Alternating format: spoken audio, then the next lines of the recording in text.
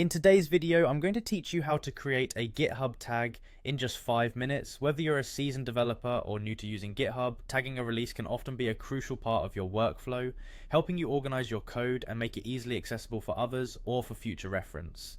Let's dive right in and see exactly how you can do this. First, you'll want to open your web browser and head over to GitHub's website. This is your central hub for all your version control needs, where you can manage your repositories and track your projects. Once you're there, you'll need to log into your GitHub account. If you're already logged in, great. If not, look for the sign in button, typically located at the top right corner of the page, and enter your login credentials.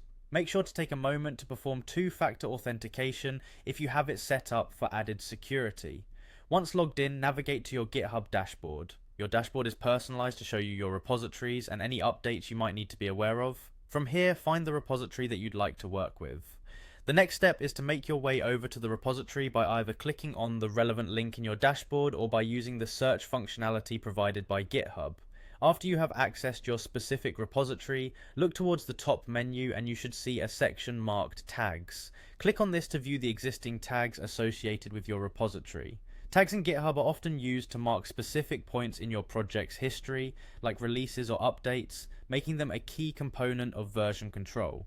Next up, you'll want to create a new release, which involves associating your code changes with a tag. Look for and select the option that says Create a New Release. This is usually prominently displayed within the tag section. By creating a release, you're essentially packaging up your code at this point in time and labeling it for easier navigation and retrieval later on.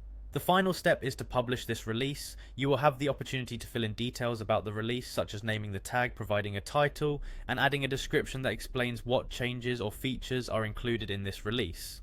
When you are ready, go ahead and click on Publish Release.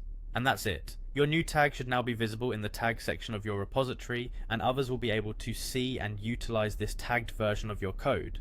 With just a few clicks, you've efficiently managed the versioning of your project, making collaboration and code tracking much easier. By tagging releases on GitHub, you help ensure cleaner, more organized coding practices in your development workflow. Thanks for following along, and be sure to check out other GitHub tutorials to expand your knowledge further.